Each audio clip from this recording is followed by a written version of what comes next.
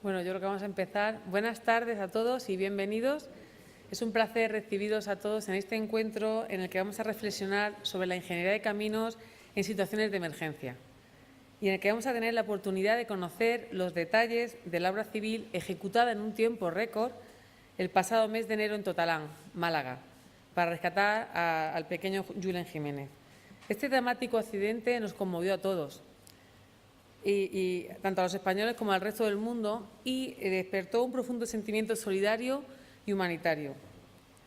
Es un honor para nosotros contar hoy con el testimonio de nuestros compañeros, los ingenieros de caminos de Andalucía, que los tenemos aquí presentes, que ahora se pondrán con nosotros, que coordinaron el rescate en la que participaron más de 300 profesionales de distintas disciplinas. Nuestros compañeros han demostrado un conocimiento técnico muy sólido, una capacidad de resolución extraordinaria y un espíritu de entrega ejemplar. Como ingeniera de caminos, estoy segura de que así lo considera todo el colectivo. Nos sentimos muy orgullosos y emocionados por el trabajo que habéis realizado. Quiero agradecer la presencia de los compañeros que participan en esta sesión: Luis Moral, Ángel García Vidal, Jorge Gil y José Luis Gómez Vargas, que nos van a acompañar y ahora nos van a contar con más detalle y más precisión todo cómo fue el rescate, ¿no? Además de su presencia, también queremos agradecer la generosidad al compartir imágenes y fotografías inéditas que se tomaron durante el rescate y que veremos esta tarde. Querido Luis, decano de Andalucía, habéis realizado un trabajo extraordinario y es un placer contar contigo hoy aquí en Madrid y que podáis compartir con todos nuestros colegiados de Madrid esta experiencia tan intensa y tan emocionante. Muchas gracias.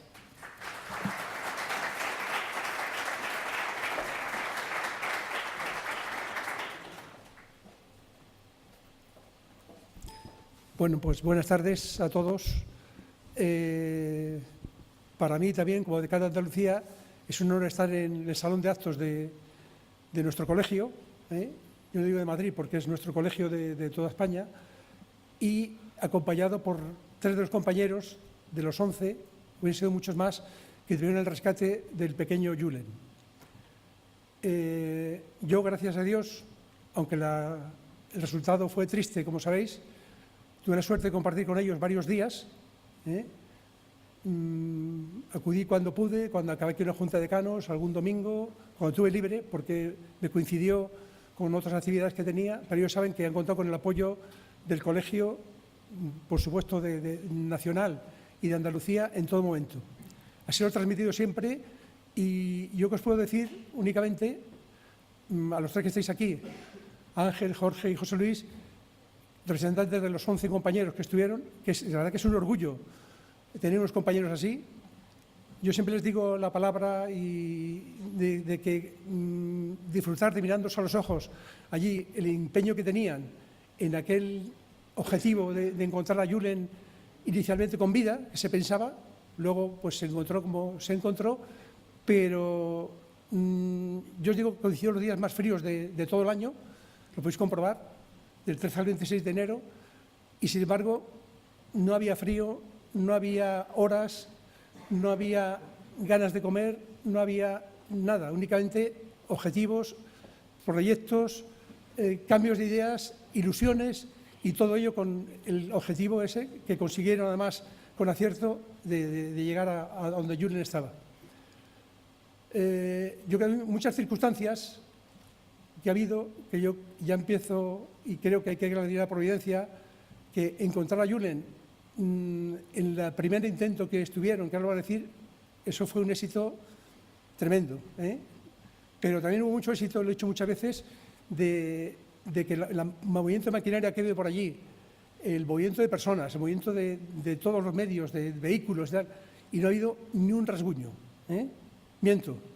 El domingo día 20, cuando yo subía a las 8 de la mañana, venía de Sevilla, a las 5 y pico de la mañana a Totalán, hubo un accidente de un jeep de la Guardia Civil, pero ya bajando al puente que comunica con la carretera general de Rincón de la Victoria y la Cala del Moral. Duró 13 días, pero yo os he dicho muchas veces, si hubiese durado 50 o 100, ahí hubiese estado. No tenían horas. Su ilusión únicamente era el objetivo y unas miradas, una ilusión por todo aquello, y al final, pues yo lo que me siento como decano de Andalucía, un orgullo de tener gente así en el colegio. Les he dicho muchas veces en algún correo que les he mandado, WhatsApp y tal, que para mí casi ya debía de dimitir de decano porque ha merecido la pena el estar con vosotros estos días. No, es broma, me tenéis que aguantar. Pero digo que ha merecido la pena de verdad el estar con vosotros y estar allí comiendo aquellas mandarinas tan ricas que nos subían o la comida de Totalán. Así que nada más puedo decir que estoy orgullosísimo como decano de Andalucía de tener a estos, yo decía estos chicos, porque son estos amigos, estos, no sé, yo con Ángel cada vez que nos vemos ya, digo, la gente sospecha, pues nos besamos y nos decimos cosas que son amorosas, es verdad, y es porque hay amor porque ha habido mucho amor, mucha entrega. Nada más, yo os voy a dejar ya con el vídeo que se va a presentar. A continuación habrá luego un debate en el cual ellos intervendrán con un locutor que les va a hacer unas entrevistas y nada más. Yo, muchas gracias por estar aquí. Estamos en nuestro colegio y enhorabuena, de verdad, muchas gracias.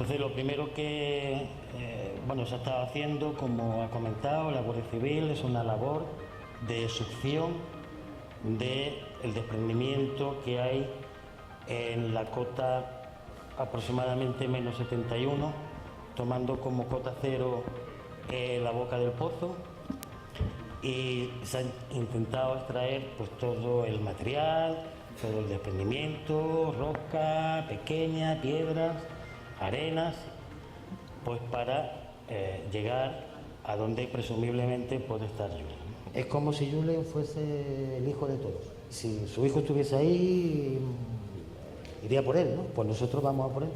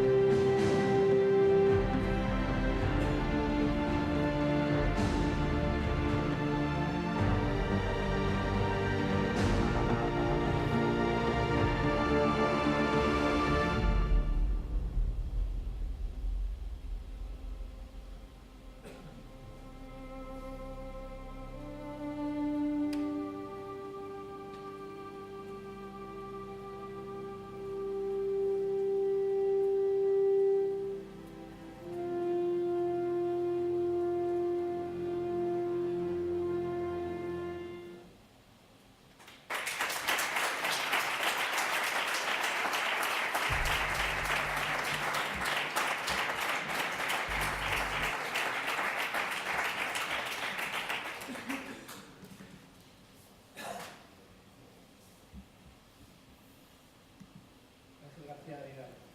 Buenas tardes, bienvenido. Muchísimas gracias por compartir estas imágenes con nosotros y muchísimas gracias también por este extraordinario trabajo que han realizado y sobre todo por esta extraordinaria también tarea humanitaria, solidaria que han realizado. ¿Se ha recuperado usted? ¿Se ha recuperado del impacto emocional que genera asumir la responsabilidad de la coordinación, asumir también la responsabilidad de la portavocía del rescate? ¿Cómo se encuentra? Bueno, buenas tardes. Lo primero, quisiera agradecer la gentileza, ¿no?, de la demarcación de Madrid, de nuestro colegio, ¿no?, por invitarnos a compartir nuestra experiencia con todos vosotros, ¿no?, a la decana Lola por tus palabras, al decano Luis. Gracias, Pepe, nuestro vicepresidente, Rafael, vicedecano, otras, y por supuesto a todos los compañeros y compañeras y que habéis querido estar con nosotros, ¿no? En ello estoy, recuperándonos de los acontecimientos que hemos vivido, de esta vivencia tan intensa, ¿no?, digiriendo y asimilando pues todo lo que ha ocurrido allí, pero tranquilos, estamos tranquilos, estamos internamente satisfechos con el trabajo que hemos hecho, ¿no?, con la decisión de llegar cuando nos llamó la Guardia Civil, de permanecer los 13 días en Totalán, de ser útiles para el objetivo que teníamos de encontrar a un niño,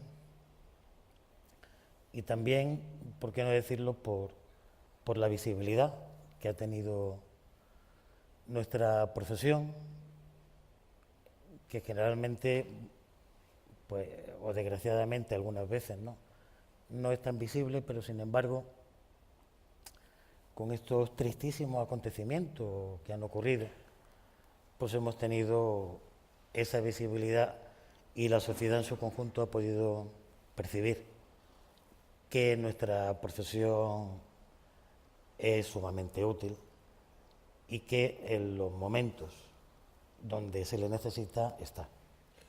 Decía usted, ha dicho que Julen Jiménez era el hijo de todos. ¿Eso fue lo que le movió a usted y a todo el equipo? ¿Eso era el elemento central, troncal de todas las actividades? Eso fue una frase improvisada, que salió tras una pregunta de una periodista, ¿no?, y me salió. Lo que ocurre es que me salió porque la teníamos interiorizado todos nosotros. No se olvide de que nosotros estábamos buscando un niño que podría estar vivo.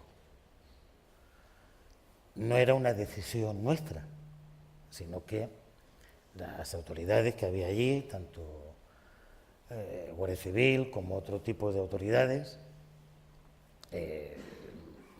pues ante la circunstancia en que estaba desarrollándose el rescate, al no visualizar al niño en ningún momento, pues evidentemente podría existir la posibilidad de que ese niño estuviese vivo. Y con eso trabajamos, con esa importantísima premisa o condicionante o condición de contorno, como usted quiera, ¿no?, se diseñó y se trabajó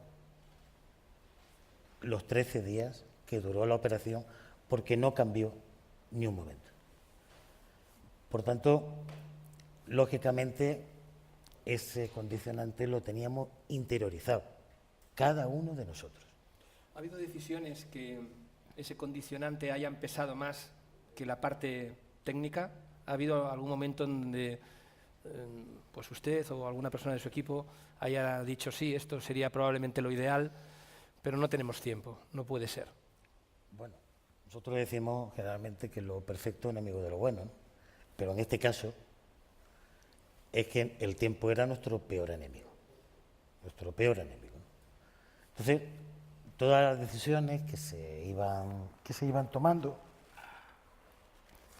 incluso, bueno, pues el diseño de la propia operación de rescate y los procedimientos constructivos, siempre el factor tiempo estaba presente. ¿Por qué se hace esto, no se hace lo otro? ¿Por qué se elige esta alternativa, no se elige la otra? El tiempo era fundamental. Otra cosa que era fundamental era la seguridad de todo el equipo de trabajo.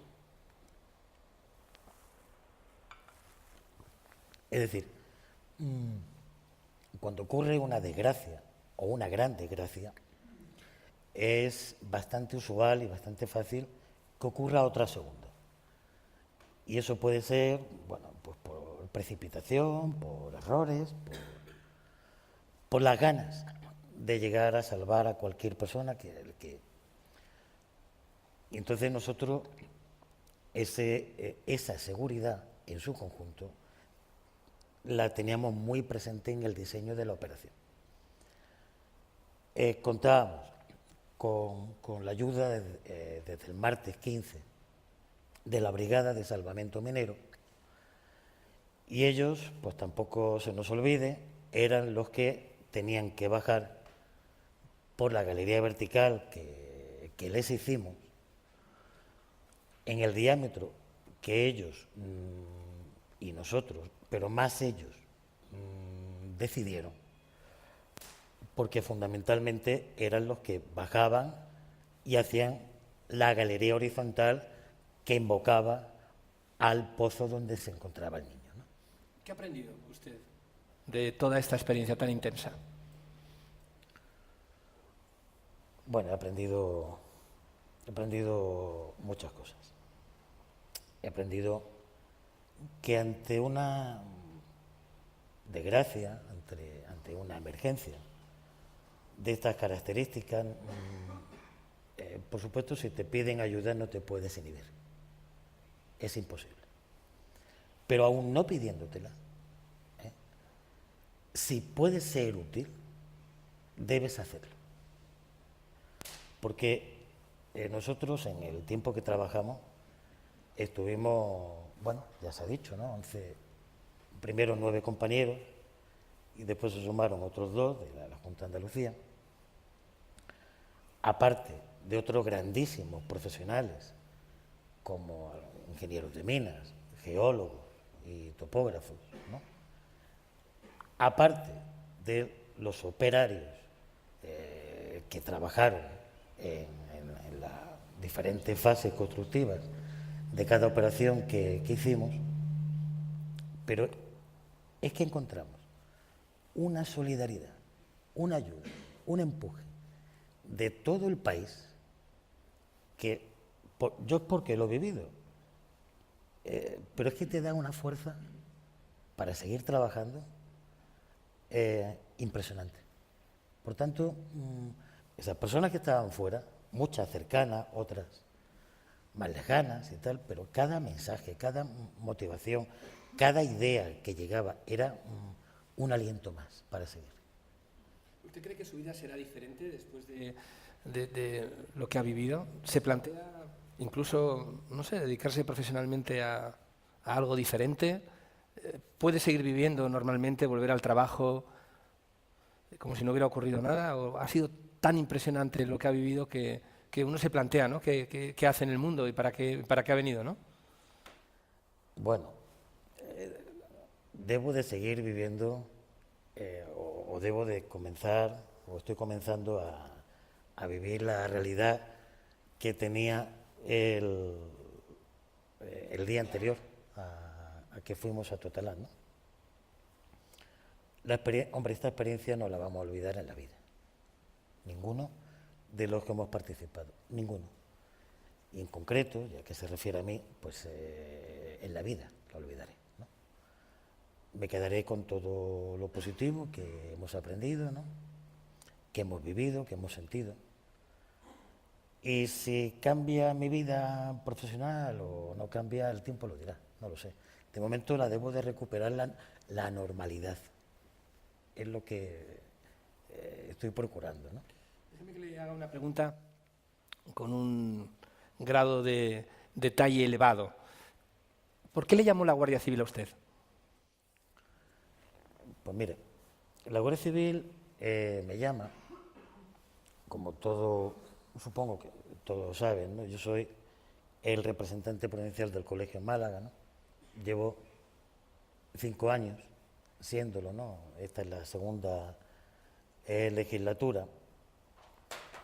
Y bueno, el colegio en Málaga ha pasado por diferentes vicisitudes, hace ya tiempo, ¿no? Todos vosotros, todos hemos vivido tiempos muy malos, el colegio también lo ha vivido, ¿no? Entonces, a mí se me ocurrieron, pues cuando llegué, a ver cómo podemos motivar a los compañeros, y creé un grupo, pues como todos tenemos en el teléfono de WhatsApp, de compañeros de Málaga, ¿no? Al mismo tiempo también también creo que el colegio, aparte de su tradicional labor, ¿no?, de defensa de la profesión y tal, ¿no?, que pues también se tiene que dar a la sociedad, porque los tiempos han cambiado, ¿no? Entonces, si queremos esa visibilidad, tenemos que aportar a la sociedad también valor, ¿no? Entonces, yo, cuando ocurre algo en la provincia de Málaga, en donde podemos ser útiles, pues intento ponerme a disposición de las autoridades. Ya ocurrió en unas inundaciones que hubo en Málaga, pues hará 5 meses o incluso 6, ¿no?, que me puse a disposición de las autoridades. En este tema en concreto,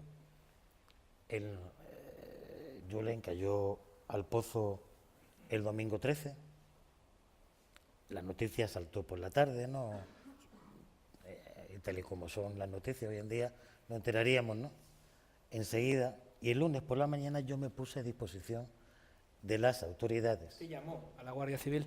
No, yo me puse a disposición con una serie de mensajes, email, a diferentes autoridades de la Diputación Provincial de Málaga, del Consorcio de Bomberos, etc.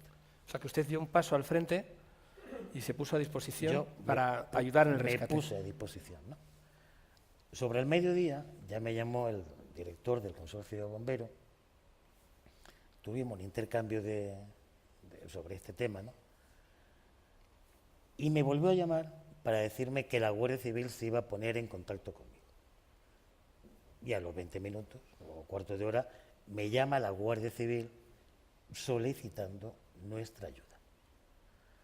Yo enseguida pues lo trasladé a los 200 compañeros que tenemos en ese grupo, aparte de hacer alguna llamada concreta.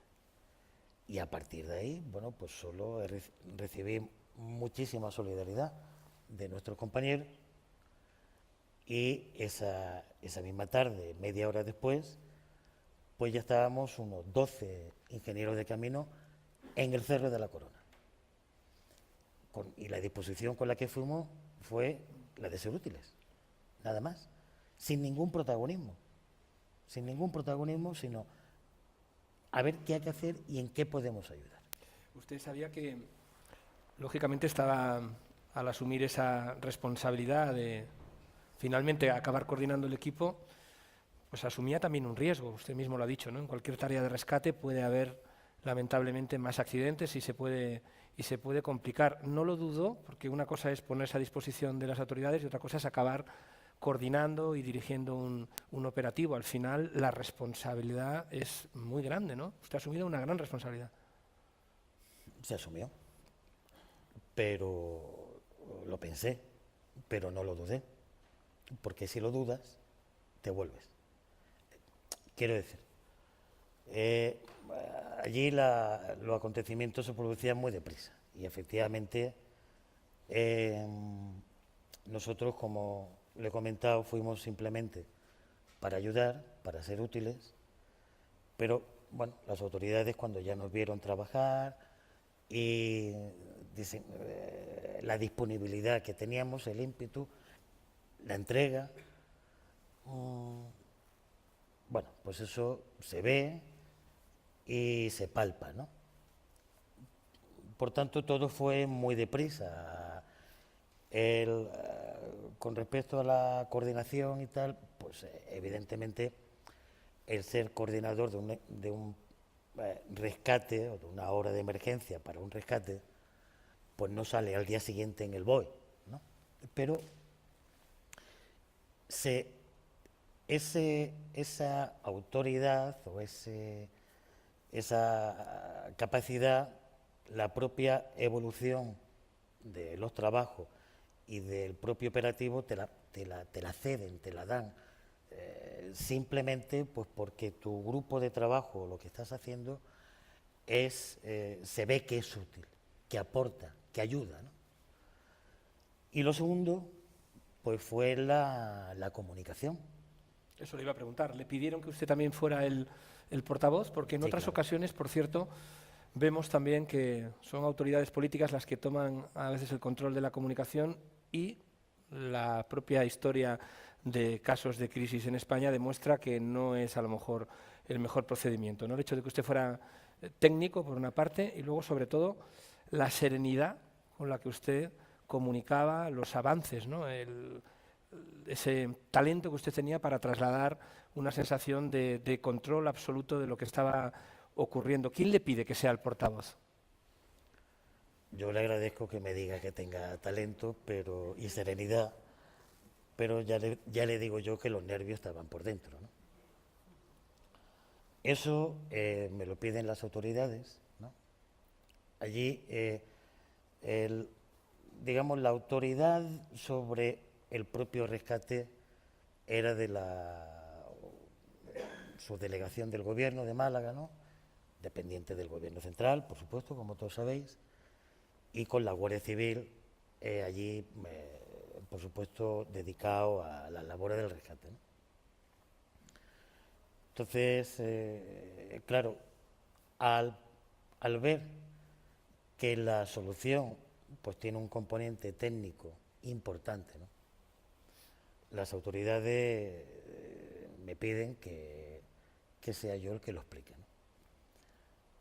El papel que yo estaba ejerciendo allí, aparte del profesional, el respaldo o lo que nos unía a los compañeros que estábamos allí era el colegio, la institución. Éramos todos compañeros del Colegio de Ingenieros de Caminos. Y yo lo representaba allí pues por mi cargo colegial, ¿no? Entonces, que el portavoz, el coordinador y el que explicara todo lo que estaba sucediendo, aparte de su profesión, acorde con los trabajos que se iban a desarrollar, y con el subtítulo debajo del nombre o encima, no lo sé, porque del Colegio de Ingenieros de Caminos, representante, o como me llamaran, porque me han llamado de muchas maneras, esto de representante provincial no, en la prensa pues muchas veces no lo entienden, te llaman de muchas maneras, pero bueno, el Colegio de Ingenieros de Caminos aportó credibilidad, mucha credibilidad a la operación, en mi opinión, ¿no? ¿Usted cree que la profesión del ingeniero de caminos es más conocida ahora, es más respetada ahora, tiene más prestigio ahora? Bueno, sería presuntuoso decir que por mi trabajo, nuestro trabajo, sea así, ¿no? Quizás, bueno, nuestra profesión tiene 200 y pico años de existencia, como usted sabe, ¿no? ¿Que tiene más visibilidad ahora? Es posible, es verdad, es que, bueno, todos sabemos de que hemos pasado tiempos muy malos. Ha habido una crisis en este país y en nuestro sector muy dura, como todos sabemos, ¿no? Incluso también cierto desencanto profesional, ¿no? ¿Por qué no decirlo en nuestra casa, ¿no?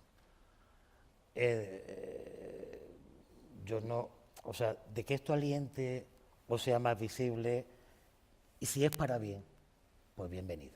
En cualquier Bienvenido. caso, ha insuflado, yo creo, ¿no?, una dosis de motivación. Bueno. El trabajo, los resultados están a la vista. Las imágenes que usted ha tenido la gentileza de compartir con nosotros son realmente impactantes, incluso para personas como yo, por ejemplo, que no entendemos nada de ingeniería, pero a la vista está que se trata de una obra de una magnitud extraordinaria y también, como decíamos al principio, también de una implicación humana y solidaria extraordinaria. Le quiero preguntar también por algún aprendizaje que podamos obtener de las obras civiles en situaciones de emergencia. Es importante garantizar que las personas que trabajan en esos rescates luego finalmente no puedan tener algún problema judicial. Entonces yo le quiero preguntar por algo que creo que es desconocido, y es un decreto que creo que se promulgó precisamente para proteger y para preservar la responsabilidad de personas que de una manera humanitaria prestan su ayuda, ¿no? Esto es importante. Sí, esto es importante, claro. Allí se iban a desarrollar operaciones y todo en el marco de una obra de gran magnitud, en muy poco tiempo, con muchísima maquinaria, con riesgos para todos los que estábamos allí trabajando. Asumías, bueno, pues estábamos movilizando un país, pidiendo, solicitando empresas, personas físicas y tal, que trajesen, que tal. Hubo mucha gente que se movilizó y a mitad del camino se le dijo date la vuelta. En fin, todo eso, cuando tú tienes en una obra o un proyecto de los que normalmente nosotros hacemos, te protege un contrato, ¿no? Allí no había contrato. Era una situación que había que solventar todo con rapidez. Pero, sin embargo, hay una figura que está legislada, que es una obra de emergencia, ¿no? Y bajo el paraguas de la obra de emergencia, ya fue cuando se diseñó o cuando estábamos cubiertos sobre todas las actuaciones que se iban a desarrollar allí. Ese decreto se firma el sábado 19. En ese momento, bueno, pues la Junta de Andalucía, hay un cambio político, ¿no? Es el último documento que firma la consejera de Presidencia anterior, y a partir de ahí toda la operación está cubierta en ese decreto de obra de emergencia para un rescate y amparado, cuya autorización o cuya que esa autoridad la tiene la Junta de Andalucía, ¿no? En los temas de coordinación, si lo vemos desde un punto de vista empresarial, es un equipo de personas que puede conocerse, pero seguramente a lo mejor no han trabajado juntos, ¿no?, en otras ocasiones. Puede ser que haya coincidido, pero no son un equipo habitual, formado, acostumbrado a trabajar. Además, seguramente por el nivel profesional de las personas que acudieron también a colaborar, pues seguramente eran directivos o responsables, ¿no?, en muchas ocasiones de proyectos, y por tanto con una cualificación profesional muy grande. ¿Cómo se tomaron las decisiones? ¿Eran decisiones siempre consensuadas? ¿Eran decisiones que a veces estaban encontradas? ¿Cómo era ese proceso? Y sobre todo, ¿cuál era su papel en esa coordinación? Las decisiones se tomaron consensuadamente por el equipo de trabajo. Es decir, se creó, allí se juntaron o fueron unas personas que a lo mejor inicialmente todos los que fuimos allí, cuando subes con el coche y tal, no sabes, ¿no? Pero desde que pisas aquello ya te das cuenta de la magnitud del problema y lo que conlleva la decisión de quedarte, ¿vale? Por tanto, todos los que nos quedamos allí teníamos muy claro que si nos habíamos quedado es porque cada uno de nosotros nos sentíamos útiles y podíamos aportar. Como así fue. O sea, el equipo, con compañeros y otras profesiones, por supuesto, ¿no? que se formó, enseguida tuvo una complicidad pues para trabajar en las soluciones que planteamos y para que siempre pudiéramos tener bueno, pues todo ese trabajo pues fuese adelante, ¿no? Mi papel en concreto era, bueno, era una prolongación del liderazgo que se puede ejercer o del servicio que también yo ofrezco a mis compañeros por el hecho en sí de ser el representante, ¿no? Fue una prolongación. Bueno, pues de coordinarlos, de elegir bueno, pues los procedimientos constructivos, el diseño de la operación en general, ¿no? Y luego a su vez también con la parte de mando, las reuniones que tenía de coordinación con la parte más política, ¿no? Donde, bueno, pues se tomaban otro tipo de decisiones, por supuesto se establecían los temas de comunicación, en fin, otras decisiones ya no tan técnicas. A ese mando, digamos, o puesto de mando central, o comité central de mando, como queramos llamarlo, ¿no? Yo les reportaba todas, bueno, al principio, todas las propuestas técnicas que habíamos diseñado, y día tras día, o horas tras horas, porque nos reuníamos varias veces, les trasladaba los problemas que nos íbamos encontrando, el estado exacto del momento en el que estábamos, las previsiones, la planificación, etcétera.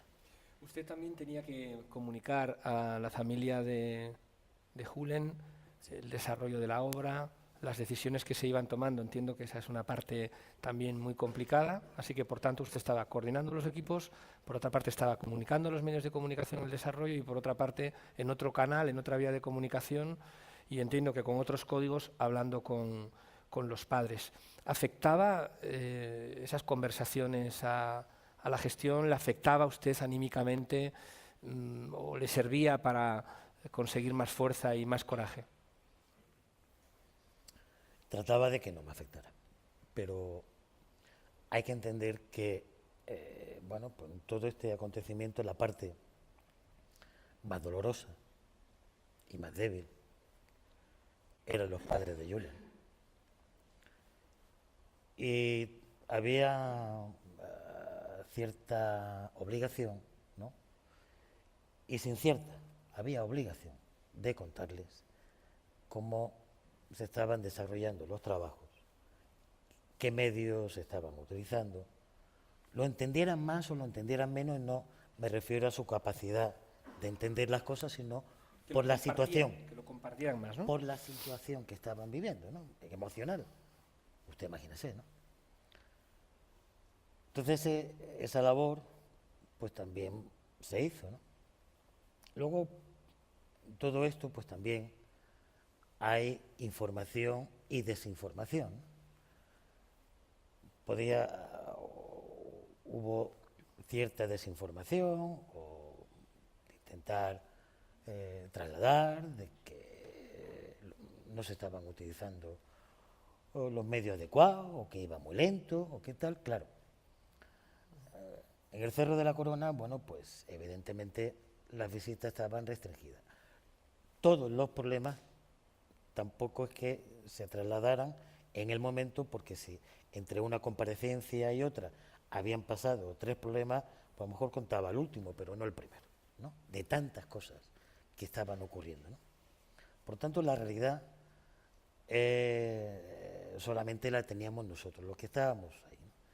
Y esa era la que trataba de trasladarle a los padres pues para que percibieran que se estaba haciendo todo lo humanamente posible. ¿Lo han comprendido los padres? ¿Ha tenido usted oportunidad de hablar con ellos después del fatal desenlace? Relativamente poco con ellos, porque tanto ellos como yo necesitamos un tiempo, una reflexión, ¿no? Ahora también se vive un momento diferente de este acontecimiento, ¿no? Como usted todos sabéis, pues está judicializado, hay que ser prudente, ¿no? Están en otra fase, ¿no? Entonces, yo tengo entendido de que han hecho declaraciones posteriores agradeciendo todo lo que se ha hecho por encontrar a su hijo, ¿no? Entiendo de que lo han comprendido, eso, porque, en fin, todo el trabajo, toda la entrega, todo el sacrificio y toda la humanidad que se ha puesto por encontrarlo, ¿no? Ha sido enorme. Entonces, yo creo que lo han entendido perfectamente. Usted tiene hijos y algunos son pequeños. ¿Le preguntaban por Julen? Pues la verdad es que los vi pocos, los vi muy pocos, ¿no? A mis hijos en ese tiempo, porque, bueno, el tiempo y la permanencia nuestra lo demandaba en el trabajo, ¿no? Lo que estábamos haciendo. Se da la circunstancia de que yo no vivo muy lejos, ¿no? Es una casualidad y es una circunstancia, por tanto, sí que iba todos los días a casa porque son 10 minutos en coche, por lo menos a cambiarme y a sentarme y cerrar un poco los ojos, ¿no? Y algún día sí me los he cruzado, cuando ellos iban al colegio, que se tenían que levantar mucho antes para que lo llevara mi mujer, etcétera, ¿no? Yo sé que, o sea, sí me lo han preguntado. Ellos, en su entorno más cercano, que es el colegio, pues también tenían mucha expectación, pues porque su padre estaba saliendo en televisión y tal, ¿no? Y estaban un poco angustiados. ¿Le preguntaban por...? Me preguntaron si lo íbamos a encontrar. ¿Le preguntaron si lo iban a encontrar? Me preguntaron si lo íbamos a encontrar. Yo les dije que no nos íbamos de allí sin encontrarlo. Y así lo hicieron. Así lo hicieron. Ángel García Vidal, gracias por acompañarnos y yo creo que se merece un gran aplauso. Gracias.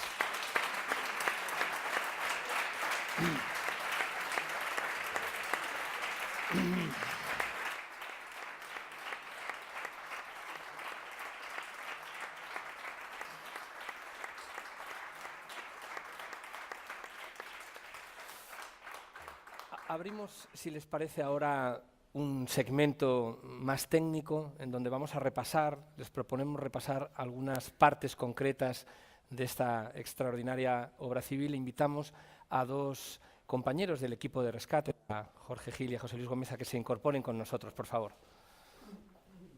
Y les recibimos también con un aplauso.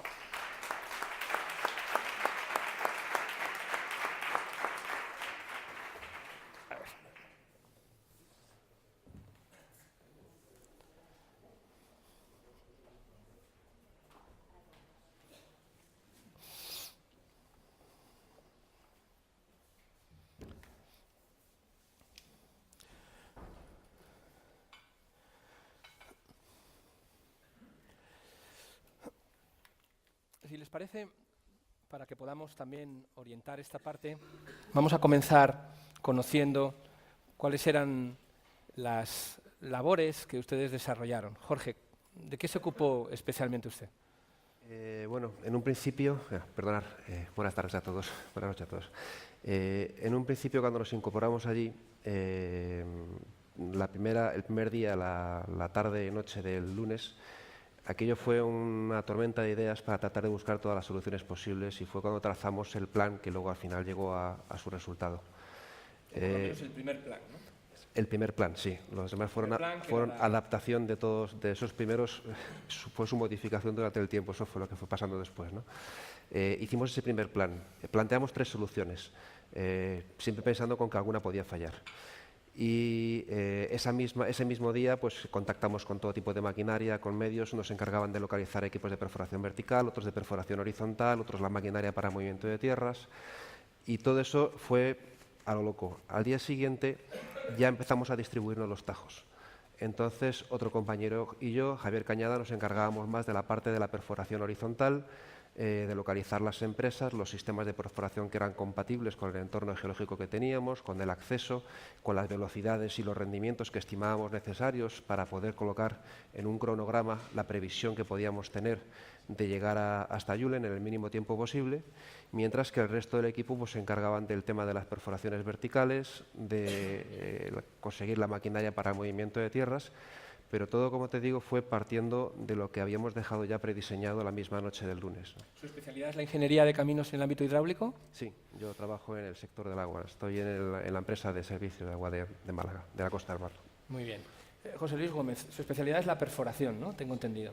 Llevo casi 20 años trabajando en cimentación especial y, bueno, aparte soy amigo y compañero de Ángel y el primer día, cuando sucedieron el tema de tanto WhatsApp y demás, pues hablamos y... Vamos a ver si le podemos amplificar el sonido o subirlo o comprobar si el micrófono, por favor, está... Sí, ahora. Ahora sí. Nada, comienzo. Que yo, por mi tipo de trabajo siempre he desarrollado desde mi carrera profesional, siempre he trabajado en cimentaciones especiales y el primer día, después de los acontecimientos que ha contado Ángel, aparte que somos amigos y compañeros, pues hablamos y subimos los dos juntos. Llegamos los primeros y, bueno, como ha dicho, cuando vimos lo que había, pues allí nos quedamos. José Luis, desde una perspectiva técnica, ¿esta obra que ustedes han hecho y en concreto esta perforación tiene algún sentido? Esto no se ha hecho nunca, ni se va a hacer. Perforar 60 metros en roca y en esos diámetros es una... No tendría sentido. No, eso se hizo por los condicionantes de que teníamos que sacar un niño y en el menor tiempo posible y con las limitaciones orográficas de operativa técnica que nos imponían, que teníamos que no podíamos trabajar en la vertical donde estaba el niño y demás cosas que teníamos encima de la mesa, pues teníamos que irnos a una de las dos soluciones que intentamos incidir, que era tanto la horizontal como la vertical, por si alguna de las dos fallaba, siempre tener una segunda alternativa. Lo que pasa es que la primera, que era la horizontal, que fue la que se trató, como se estaba siempre trabajando en el tema de la succión por parte de la Guardia Civil, pues no se podía empezar a desmontar para trabajar con la vertical, por eso se empezó con la horizontal, pero se descartó por el tema de la inestabilidad de taludes que eran impresionantes, era muy compleja la operación de tierra. Ahora lo iremos viendo y vamos, si les parece, a hacer un breve recorrido por algunos elementos que me parece que son llamativos. En estas primeras fotografías estamos viendo los primeros momentos, eran el segundo día y el tercer día, donde las labores estaban concentradas en la succión, es decir, que era una línea de trabajo que desarrollaba la Guardia Civil de tratar de extraer a Julen a través de sistemas de succión. Ángel, ahí en esos momentos, ¿ustedes qué estaban haciendo? Entiendo que estaban planificando, ¿no? ¿Cuál era el encargo que les había dado la Guardia Civil?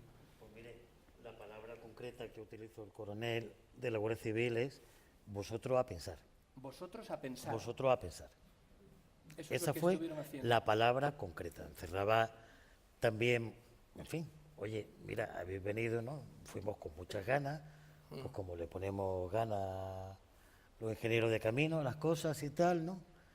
Y el coronel, que me referiré varias veces, ¿no?, a él, por la grandeza humana y profesional que tuvo en todo esto, ¿no? Y por la confianza que demostró o que nos dio a todos nosotros, igual que otras autoridades, sin esa confianza, o mejor dicho, esa confianza nos alimentaba a trabajar más y mejor. Entonces, pues estábamos pensando. En esos momentos, de las teorías que pensaban, de las posibilidades que pensaban, eran un primer túnel horizontal, una galería horizontal, sí, no vertical, para poder acceder a este pozo que estamos viendo y que, como pues todos vemos son aproximadamente unos 22 centímetros, ¿no? Por tanto, es realmente llamativo, entre 25, ¿no? 25 y 22. Entre 25 y 22 centímetros, dependiendo, supongo, también de los tramos, ¿no?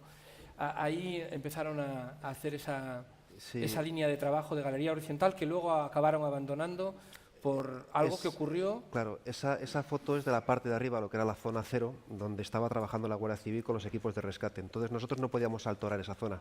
Lógicamente, para la perforación vertical teníamos que alterar todo el entorno aquel, con lo cual hasta que no nos autorizara la Guardia Civil no podíamos. Pero la boca del túnel, la boca de entrada del supuesto túnel que queríamos hacer estaba alejado cerca de 100 metros, con lo cual esa zona nos la dejaron para nuestro trabajo. Metimos maquinaria, hicimos camino de acceso y, motivado también por la necesidad de llegar lo antes posible, buscamos un sistema de perforación que nos permitiera un ángulo de inclinación de cerca de 15 grados y un desmonte suficientemente grande para ponernos en el entorno de los 90 metros de distancia del objetivo, porque si no teníamos que pasar a otros sistemas de microtunelación que podían ser más lentos. Entonces había que forzar el desmonte. Empezamos a desmontar la misma tarde del martes y por la noche a las 5 de la mañana, trabajando con focos, con 2 giratorias habéis visto las 49 toneladas que había por allí, con 2 máquinas muy potentes, se nos empezó a producir un desprendimiento de toda la ladera, se empezaron a ir unos crujidos tremendos porque iba arrancando los olivos y el deslizamiento casi coge una de las máquinas. Entonces ahí nos dimos cuenta de que había que parar y reflexionar, no podíamos lanzarnos por esa vehemencia que te da el querer llegar lo antes posible, pero no podíamos tampoco poner la seguridad en tela de juicio, con lo cual retrasamos ese trabajo ya hasta la mañana siguiente para poder ver cómo estaba el talud, si había que modificar bermas, tender taludes, y ya pasamos a la mañana del miércoles, donde definitivamente acabamos pensando en tener que abortar la idea de una perforación horizontal. Surge la teoría, entonces, el plan de la perforación vertical y necesitamos una máquina que no es fácil encontrar, ¿no?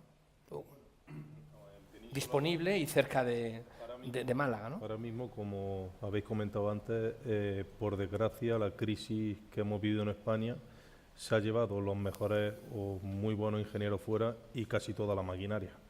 Entonces, todos sabemos que hay máquinas más grandes en el mercado y Kelly es el brazo que consigue la longitud de perforación, hay más grandes, pero teníamos que atenernos a lo que rápidamente podíamos tener en obra, tanto para conseguir los diámetros esperados y las longitudes deseadas. La máquina vino de Madrid, tengo entendido, ¿no? Sí, disponíamos allí de 2 máquinas que bajaban a 57 y a 62 metros por si una fallaba o se rompía, que eso es algo normal en obra civil, que haya algún fallo, pues que otra máquina pudiera seguir trabajando, cualquier tema, pues ir cambiando. Estamos viendo aquí el entubado del pozo por donde lamentablemente cayó Julen. Los ingenieros de caminos que están aquí saben seguramente perfectamente para qué es, pero yo les voy a pedir también que tratemos de hacer divulgación de su profesión. ¿Por qué se entuba este pozo? Entiendo que es para que no se derrumbe, para que no se destruya, ¿no? Básicamente se entuba porque como el tapón está a la 71 y teóricamente el niño está debajo, todos los trabajos de movimiento de tierra que íbamos a generar podían crear desprendimientos sobre el propio pozo. Entonces, si generábamos un derrumbamiento de ese pozo, si había pocas o alguna oportunidad que encontrábamos al niño con vida, totalmente se descartaba. Entonces se entubó en la longitud del diámetro, se selló perfectamente para que pudiéramos trabajar con seguridad hasta llegar a la cota para posicionar los equipos de perforación y ese pozo pequeño donde estaba Julen se viera lo menos alterado posible por lo que hemos comentado antes. Sí. El tapón, que estaba a la cota 71, ¿no? Era una condición importantísima, porque desconocíamos. El pozo inicialmente tenía 114 metros, según lo que dijo el pocero en su declaración a la Guardia Civil. 114 metros. Con la extracción del varillaje y tal, pues posiblemente él mismo dice que se rellenará 6 o 7 metros. Por tanto, nos encontramos en la 107, 100, y el tapón está a la 71. En ningún momento, nunca, dijo que él rellenó el pozo. Ni él, ni el maquinista que trabajó posteriormente en unos trabajos menores en la parcela. Nadie nos dijo o aseguró que había rellenado el pozo. Sin embargo, había un tapón a 71 metros y el pozo tenía 114. Entonces, desconocíamos que había debajo. ¿Y qué les hizo pensar que el Julen podía estar cerca? Pero le digo, entonces, ese tapón había que conservarlo perfectamente, de vibraciones, de apoyo. Ese tubo, el encamisado del pozo pequeño, no apoyó en el tapón, evidentemente. Se quedó a 50 centímetros y se ancló, que es la diapositiva anterior. Se ancló. Fotografía de la izquierda. Y en cada operación que íbamos bajando el desmonte, había que cortar el tubo, el tramo de tubo que sobresalía y volverlo a anclar, para que nunca, en ningún momento, el tubo apoyase en el tapón. Les preguntaba cómo ustedes trabajaban con la hipótesis de que el niño estaba cerca del tapón. ¿El georradar es capaz de localizar eso con precisión? El sistema que se metió era realmente para detectar cuál era la geometría de la perforación vertical y marcarnos las coordenadas X y Z en cada uno de los puntos de su altura, hasta llegar al tapón. Porque todas las perforaciones de este tipo de rotopercusión, la broca va buscando siempre el terreno más blando y va cogiendo inclinaciones, no es una perforación totalmente a plomo. Y eso era toda la información que nos daba.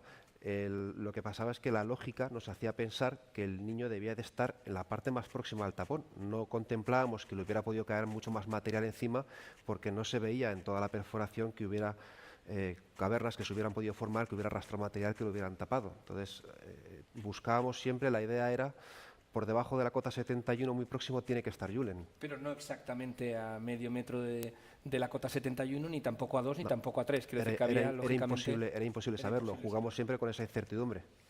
Estábamos viendo aquí fotografías también de los desmontes. Para hacer esa perforación vertical es imprescindible crear una plataforma de trabajo, y hay aquí dos fotografías que a mí me han impactado muchísimo. Hemos marcado en rojo el pozo pequeño, el pozo donde cayó Julen, y como estamos observando, creo que son aproximadamente 4 metros de distancia, la máquina perforadora que va a hacer el otro tubo, la otra perforación. Esto, desde un punto de vista técnico, yo le quiero preguntar, ¿los 4 metros es suficiente? ¿Es insuficiente? ¿Es lo más cerca que se puede hacer? ¿Qué riesgo hay de derrumbar el pozo pequeño haciendo el pozo grande? El tema de los 4 metros, los mineros, que en todo momento estaban informados de todo lo que hacíamos, porque ellos eran los que se iban a meter, como ha dicho Ángel, en el pozo que estábamos haciendo, y tenían que decidir todo porque eran ellos, nos dijeron que más de 4 metros era una barbaridad, porque no iban a poder llegar. Luego teníamos un doble problema.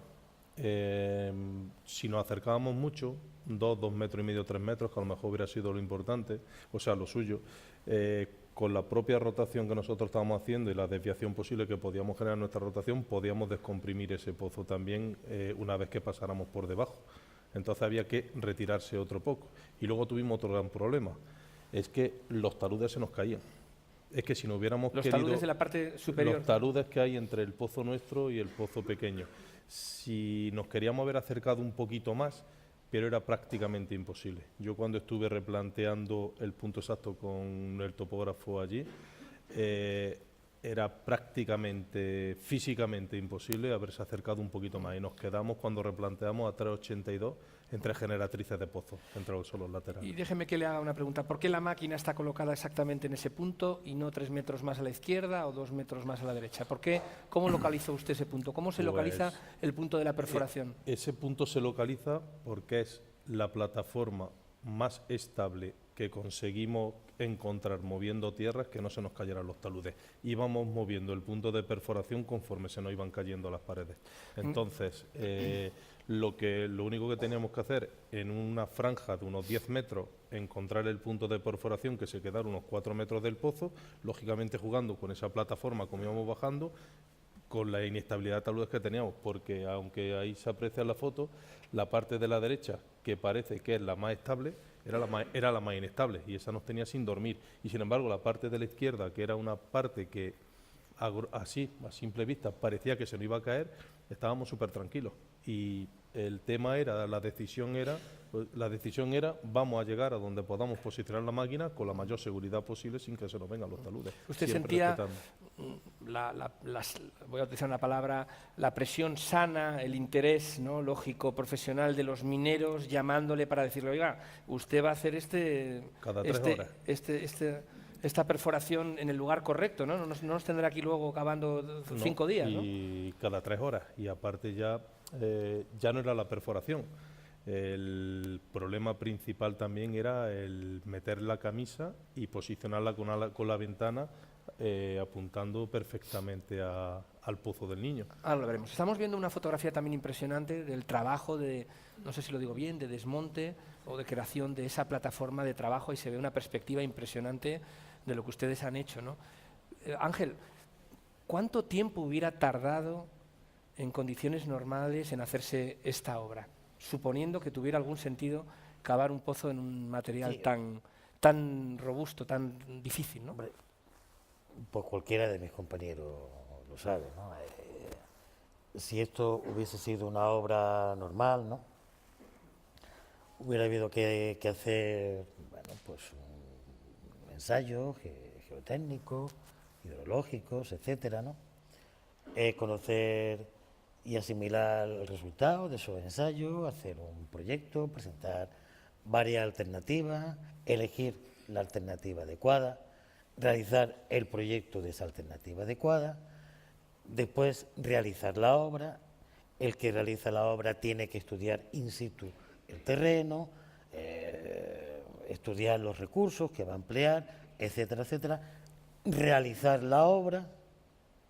Todo ese proceso, pues menos de 5 o 6 meses, no yendo todo seguido, sin plazo administrativo y no, todo seguido. Y nosotros lo hicimos en 8 días.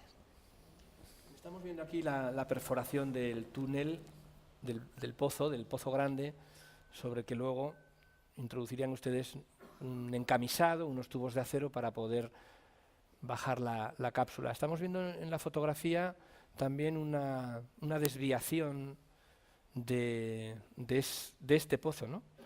Y está medido en centímetros y son 60 centímetros, aproximadamente 58 creo que es esa desviación. 58 centímetros en un pozo tan grande, sin saber mucho de esto, me parece que es muy poco. Ustedes han tenido que hacer un gran trabajo de control para que ese pozo no se hubiera desviado, porque claro, si se desvía 2 metros, 3 metros, multiplicamos por, en fin, lo que sea, los días de trabajo, ¿no? ¿Cómo lograron que ese pozo fuera tan vertical? La verdad es que siempre, desde que empezó la perforación, tanto los maquinistas como los ingenieros que estábamos allí trabajando, había un control exhaustivo de no corráis, que no queremos tener problemas que luego no podamos resolver. Entonces hubo allí un control, las 55 horas que duró la perforación, con todos los problemas que hubo, que también los hubo, lógicamente. O sea, hubo un control, tanto a nivel técnico como a nivel de perforistas, tanto los que estaban dentro de la máquina como los que no, porque los propios perforistas que se tenían que ir a descansar se quedaban para ver si podían apoyar o cambia la herramienta, pon la otra, no sé qué. Y había tal control y tal supervisión que la verdad es que, como has dicho, 58 es una desviación pequeña. Sabíamos que iba a haber una desviación, pero fue por la gana, la ilusión y el control que en todo momento pusieron los operarios y la ingeniería que había allí a punto. Los operarios, hemos hablado poco de ellos, ¿no? Hemos hablado del equipo de coordinación, importantísimo, pero aquí ha habido personas que al final han estado durante muchas horas encima de una máquina. La definición es heroico.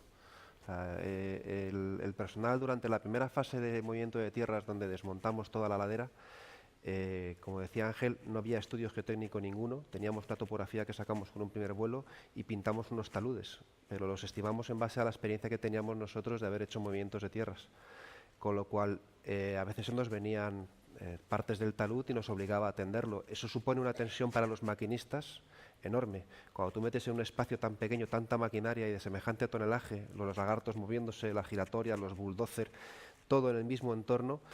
La tensión que vivieron esas personas, que se bajaban a las 10, 12 horas de estar en la máquina, se bajaban, cambiaban por otro, fue muy grande.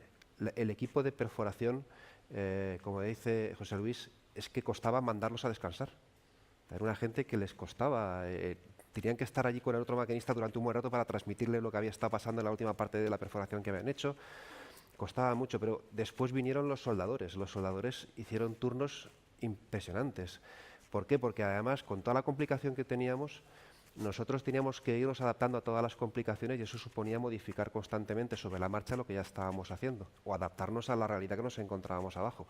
Cortar esa foto que se veía en el vídeo, cortar la parte de abajo en gajos para hacer un tronco cono cuando ya pensábamos que entraba, eso supuso una cantidad de horas de trabajo de esa gente que ya estaba agotada de por sí en ese momento. O sea, por eso digo que el comportamiento de la personal fue absolutamente heroico. Aquí estamos viendo una foto de una de sus reuniones de trabajo.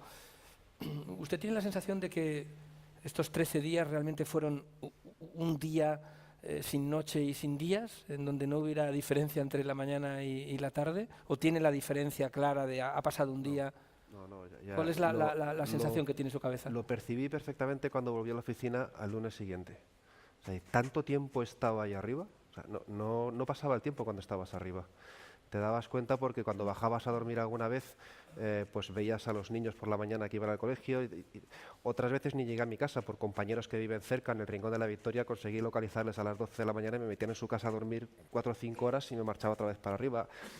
A veces decías, vuelvo a las 8 y era incapaz de dormir. A las 5 estábamos arriba y cuando subía yo me encontraba con otro compañero que también venía, que se suponía que también tenía que estar descansando. Entonces el tiempo no pasó. Yo recuerdo eso, de llegar el lunes a la oficina y ver lo que se había hecho en esas 2 semanas y dije, ¿pero cuánto tiempo llevo yo allí? Esa fue mi toma de conciencia. Estamos viendo aquí un detalle de un control geotécnico en donde no sé si podemos explicar qué es lo que estamos viendo. Entiendo que es la velocidad con la que se consigue avanzar y la cota, ¿no? O sea, la profundidad del tubo y los materiales, ¿no? Se entiende eso, ahí, ¿no? Claro. Filitas, pizarras. Nosotros, en el equipo de trabajo había geólogos y en concreto pues también vino un geólogo de Huelva que hizo una tesis doctoral del complejo Maláguide, que es donde se encuentra ubicada la Totalán y el Cerro de la Corona, ¿no? Claro, conforme íbamos trabajando, íbamos conociendo la composición geológica del terreno, ¿no? Aparte de la propia intuición, aparte del propio conocimiento general, aparte de lo que nos aportó el propio pozo donde se cayó Julen, estaba separado a 4 metros, pero en fin, la situación geológica era bastante compleja y en ese punto también. Entonces, bueno, pues con esas columnas representan la velocidad de avance que íbamos obteniendo de la perforación en función de los diferentes estratos de materiales que íbamos encontrando y pues para conocer perfectamente pues toda la estratigrafía del terreno. Con esa estratigrafía se le aportó ese conocimiento, que ya lo teníamos todo, a la Brigada de Salvamento Minero para que ellos hiciesen su galería horizontal. Muy bien, vamos a ver ahora aquí un detalle también que yo creo que se ha divulgado poco y es, lógicamente, que ese tubo tiene que tener una ventana para que los mineros puedan salir. Una fotografía así tan cercana yo creo que no la habíamos visto. Vemos a los soldadores haciendo ese trabajo. Entiendo que esa ventana no se hace en un momento porque el tubo, pues lógicamente, es de acero, ¿no? ¿Cuántos milímetros tenía ese tubo? 6 milímetros. 6 milímetros. Y luego estamos viendo también un plano contrapicado de la altura del tubo, que calculábamos antes que debe de ser como la Giralda, ¿no? Aproximadamente. Menos de la Giralda, pero no mucho menos. El tramo que se ve en la foto realmente son 42 metros, que son los que tuvimos que sacar cuando la tubería se nos enganchó. Entonces sacamos 42 metros, lo que se veía en el vídeo, esa imagen con la grúa colgando, todavía nos faltaban 20 y tantos metros más de tubería que colocarle a eso. Ese tubo aproximadamente, si lo traducimos a pisos de un edificio, ¿cuánto podría ser? 24 pisos, 25 24 pisos. pisos. Sí. Tenemos que reconocer también, yo creo, el valor de los mineros, ¿no? Porque introducirse en un tubo de 70 metros, tener la habilidad, el coraje de hacer esa galería, creo que es también merecido el trabajo. Y luego, sobre todo, algo yo creo importante, ¿no? El trabajo, como veo aquí por las conversaciones que estamos teniendo, que había mucha colaboración. Es decir, que al final el minero tiene que estar trabajando con el ingeniero de caminos para saber qué material hay en el último tramo, ¿no? La brigada salvamento minera llegó el martes 15, ¿no? Por la tarde, ¿no? Por la mañana el coronel pues ya me dio el teléfono del jefe de la brigada minera, Sergio Tuñón, que es ingeniero de minas, porque la ministra de Defensa lo había llamado al delegado del gobierno, a la subdelegada, para ofrecer esa posibilidad y ponerle un transporte militar de urgencia para trasladarlo perdón, a Málaga. Cuando hablé con él y ya le esbozamos el martes por la mañana las posibles soluciones que habíamos pensado, pues ya enseguida te das cuenta de que son personas con una capacidad técnica importante que se dedican a eso. Ellos lo entendieron perfectamente y nos dijeron que podían hacerlo.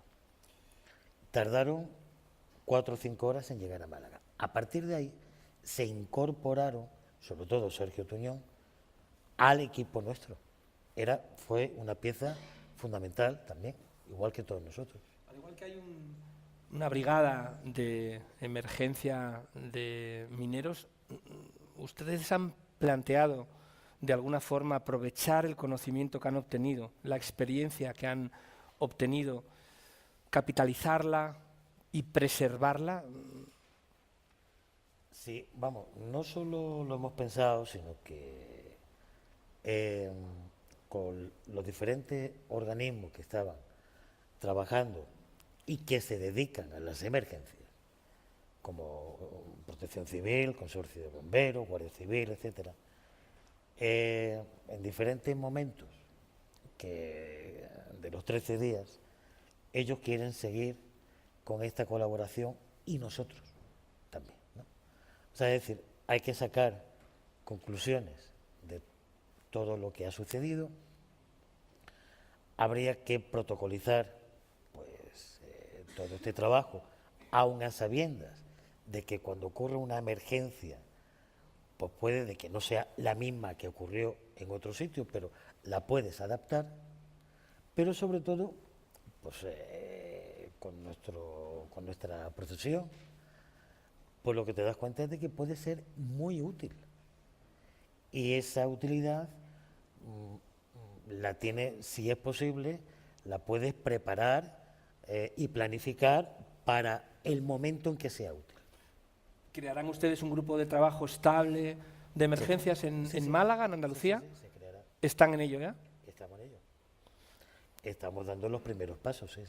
Y probablemente a lo mejor pueden participar ingenieros de Bueno, toda España, ¿o cómo lo concibe? Creo que esa experiencia la debería de aprovechar el colegio en el noble sentido de la palabra, ¿no? Esta experiencia que nosotros hemos vivido, ¿no? Y la posible colaboración con servicios de emergencia, pues tenderlo a todas las comunidades, demarcaciones y provincias. ¿Por qué no? Interesante. Seguimos avanzando. Esta parte creo que tiene que ver con el trabajo de José Luis Gómez. Ahí estamos viendo también una foto realmente impresionante, en donde vemos el pozo pequeño, donde cayó Julen, y el tubo, el encamisado del pozo grande que ustedes perforaron. Y vemos también el detalle de la ventana, y le quiero preguntar por algo que me parece que es también muy complejo, el lograr que la ventana esté orientada hacia el pozo pequeño, porque sin tratar de hacer un comentario general, pero simplemente con que haya una desviación de medio metro, sinceramente es que los mineros se pasan el tubo pequeño de largo, ¿no? Esa conversación la tuvimos muchas veces, porque los mineros querían dar con el niño y no con la playa, siempre nos lo decían. Pero bueno, el tema principal fue que, como usted ha dicho, cuando metíamos los tubos eran tramos de 6 metros, excepto el primero que era de 3. El primero lo dejamos de 3 porque, como teníamos claro cuál era la cota a la que queríamos llegar, que teóricamente era donde estaba el niño, teníamos que poner esa ventana, pero lógicamente primero teníamos que terminar la perforación, porque no es lo mismo que sea de 60, 61, 62 o 58, porque ya estábamos jugando hasta donde llegáramos. Entonces, una vez que terminábamos la perforación, era cuando empezábamos a abrir la ventana, para que, sabiendo los tramos que había que meter, se quedara mirando en la cota en la que queríamos. Lo que pasa es que el tubo, entiendo que al introducirlo en la perforación se mueve, ¿no? Sí, eso es otro tema. Entonces lo decidimos meter cada 6 metros, porque cada 6 metros es manejable, porque con el rozamiento que tiene y la experiencia que tenemos, los tubos se van girando. Entonces nosotros concretamente, cuando empezamos a meter los tubos, a la mitad empezamos a controlar las desviaciones, que se iba girando la ventana unos 30 centímetros cada tramo de 6 metros que se movía. Entonces, lógicamente, cada vez que metíamos un tubo, teníamos que la ventana, ya sabíamos que estaba a 30, 40, 50 metros de profundidad, girábamos todo el tubo para que, conforme se iba metiendo, se quedara más o menos pendiente del pozo pequeño, en la misma diagonal, y al final conseguimos, se quedó 12 centímetros desviado el eje de la ventana con respecto a donde estaba el pozo, y los mineros nos dieron una tolerancia de 20 centímetros, con lo que estábamos dentro de la tolerancia que ellos nos marcaron, o sea que se consiguió. Estamos viendo aquí la grúa con el tubo, con el encamisado del tubo ya soldado, y luego un detalle de la corona, de la perforadora, y si ustedes se fijan bien, hay, que seguro que sí, que yo no me fijaría, pero ustedes que son ingenieros de camino seguro que se fijan sin ningún esfuerzo en esos dientes que ya se ve que están soldados, y que entiendo que es esa complicación que hubo cuando aparecieron salientes en la perforación y impidieron que el encamisado entrara perfectamente en el tubo. Esto es una solución, entiendo, pues de emergencia, una solución a un problema, ¿no? Sí, cuando estábamos metiendo el tubo, a la cota con 42 metros metidos se nos enganchaba. Rozaba mucho y entonces tuvimos que tomar la decisión de sacarlo, porque si forzábamos el tubo podíamos acabar metiéndolo, pero podía perder la esfericidad o podía incluso colapsar en alguna de las zonas. Y hay que tener claro que teníamos que meter la cápsula para que llegara abajo perfectamente dentro de ese tubo. No podíamos arriesgarnos a que perdiera esfericidad, porque entonces toda la maniobra se venía abajo. Con lo cual sacamos la tubería, que es la que queda ahí colgada, se ensanchó el cazo, colocando unos dientes exteriores para poder sobreexcavar, y se hizo una sobreexcavación hasta 1450, que fue el 1520. Estamos viendo aquí también otra solución, una solución troncocónica de una parte del tubo, que entiendo que ya es el final, ¿no?, prácticamente del tubo. Ustedes encontraron otro saliente y aquí la solución es diferente. En vez de tratar de ajustar y de limar ese saliente, lo que hacen es limar el tubo, y ahí entran de nuevo los soldadores, entiendo, en un esfuerzo ímprobo de hacer que algo que es esférico se convierta en algo troncocónico. Ese tacón que se detectó abajo del todo, justo a la cota 58, no había forma de corregirlo ya, porque estábamos en la parte final de la excavación y la máquina estaba en el límite de su capacidad. Con lo cual había que saber que estaba ahí el tacón, y lo que no podíamos era arriesgar a quedarnos con el tubo antes. Entonces se hizo la reducción para que la punta del cono apoyara al final, porque esa era una premisa que nos pusieron los mineros. El tubo tiene que estar apoyado siempre en el fondo, porque es lo que les da a ellos la garantía de que una vez que entran no puede haber un movimiento del tubo, que imagínate la boca de entrada a su galería y que de pronto el tubo descienda, que o guillotine uno o que se queden atrapados detrás, y entonces hacemos otra maniobra de rescate. Ustedes, los ingenieros, son personas que planifican, profesionales que planifican, y seguro que tenía que haber un plan B. Entonces, creo que uno de los plan B que había era, además de la primera galería horizontal por donde accedieron los mineros, ustedes pensaron en hacer una segunda galería horizontal paralela a la primera, por si el niño no estaba en la cota de los 71 metros y necesitaban recorrer más profundidad. Pero ese plan lo descartaron, ¿no? Se nos descartó él. la complicación de la excavación en roca al final nos hacía perder tal cantidad de tiempo intentando bajar 1 o 2 metros más que tuvimos que acortar más la parte de la plataforma en la que íbamos a apoyar la máquina, con lo cual la longitud ya se nos acortaba. Pero al mismo tiempo la misma brigada de salvamento minero nos dijo que ellos con 2 galerías no tenían la confianza de que al haber ejecutado la primera no se hubiera debilitado y en la segunda pudiera tener desprendimientos. Con lo cual las 2 cosas coincidieron y al final acortamos esa excavación. Y en este momento usted ahí tuvo un papel importante porque tuvo que diseñar un plan B y yo le pregunto de dónde nace la idea de ese nuevo plan B y en qué momento nace esa idea. Sí, bueno, eso es al final del todo cuando nosotros terminamos toda la tubería, rellenamos y dejamos ya el acceso a los mineros. Nosotros sentimos que ya hemos terminado la parte de trabajo de obra civil y hemos encaminado a los mineros al objetivo final, que es encontrar a Julen. Pero claro, todos teníamos ese cargo de responsabilidad de decir todo lo que hemos hecho y por favor que encuentren la galería y que encuentren a Julen. Imaginemos ahora que llegan a la galería y Julen no está en ese espacio que ellos pueden batir, que es 1 metro por encima, el metro que han abierto y 1 metro por debajo. ¿Batir se refiere usted a, sí, o sea, la franja que ellos podrían alcanzar. 1 metro por debajo de la galería a la que llegan ellos ya no sería alcanzable por parte de los mineros. Y ya habíamos quemado el cartucho de poder perforar más con la maquinaria por abajo, con lo cual había que buscar algún sistema que nos permitiera desde ese emplazamiento tratar de auscultar... De la cota de los 71 metros... Desde donde estaban los mineros llegar. Sí. Al pozo más abajo. Y bueno, eso es, yo por mi trabajo en una empresa del ciclo integral del agua, donde hemos trabajado en saneamiento, tenemos parque de maquinaria para saneamiento, camiones de presión y de aspiración. Entonces la idea era trasladar el vacío de aspiración que hace un camión a una especie de olla express que iría en la misma cápsula de los mineros a su altura para provocar un vacío, una aspiración y una decantación en ese mismo punto, de tal manera que instruyendo a los mineros a trabajar con un equipo de vacío pudieran aspirar el material hasta los 10 metros siguientes por debajo de donde estaban ellos. Usted decía que no iban a dejar a Julen en el pozo y estamos viendo que no lo iban a dejar en el pozo.